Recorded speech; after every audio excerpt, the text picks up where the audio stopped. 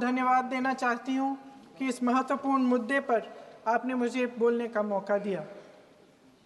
ये अलग बात है कि सत्ता पक्ष के लोग सब मेरे बोलने से पहले ही भाग गए। आइए आइए, आपको देख के मैं खुश थी कि आप वापस आ गए। सबसे पहले मैं उन सैनिकों, उन जवानों, उन अफसरों को नमन करना चाहती हूँ जो हमारे देश के रेगिस्तानों में, हमारे देश के घने जंगलों में, बर्फीले पहाड़ियों पे हमारी देश की रक्षा करते हैं, जो हर पल देश के लिए अपनी जान देने के लिए तैयार रहते हैं। 1948 से लेकर अब तक, जब से पाकिस्तानी रेडर्स ने कश्मीर पे हमला किया, तब से लेकर अब तक हमारे देश की अखंडता की रक्षा करने में उनका बड़ा योगदान है। हमारी आज़ादी अहिंसा के आंदोलन से हासिल हुई, लेकिन जैसे मैंने कहा, उसको कायम रखने के लिए हमारी सेना का बहुत बड़ा योगदान है। अध्यक्ष महोदय, कल मैं सदन में बैठी हुई सबके भाषण सुन रही थी। आदरणीय रक्षा मंत्री महोदय ने बोला, सत्ता पक्ष के कई मंत्रियों ने बोला।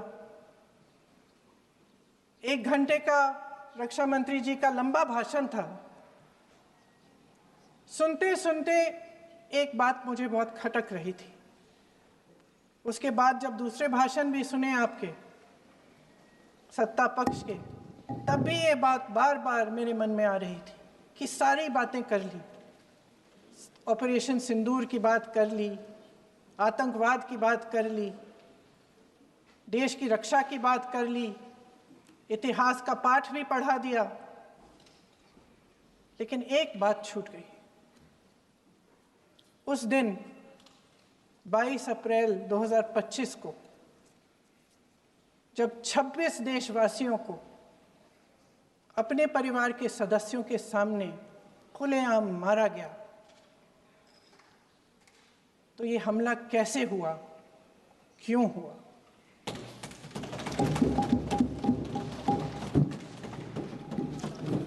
अध्यक्ष महोदय, ये लोग बैसारन वैली में, पहलगाम के पास कश्मीर में क्या कर रहे थे? आजकल पब्लिसिटी का दौर है, प्रचार का ज़माना है। कुछ समय से हमारी सरकार ये प्रचार कर रही थी कि कश्मीर में आतंकवाद ख़त्म हो गया है, कि कश्मीर में शांति है, अमन चैन है।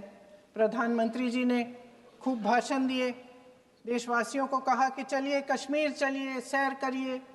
कई बार मैंने ये भी देखा मीडिया पर, टीवी पर, कि कश्मीर जाइए, ज़मीन खरीदिए, अब वहाँ अमन चैन है, शांति का वातावरण है।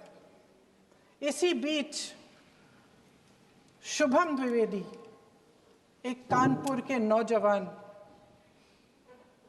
और उनके पूरे परिवार ने तय किया कि वो कश्मीर जाएंगे। शुभम द्विवेदी की 6 महीने पहले शादी हुई थी।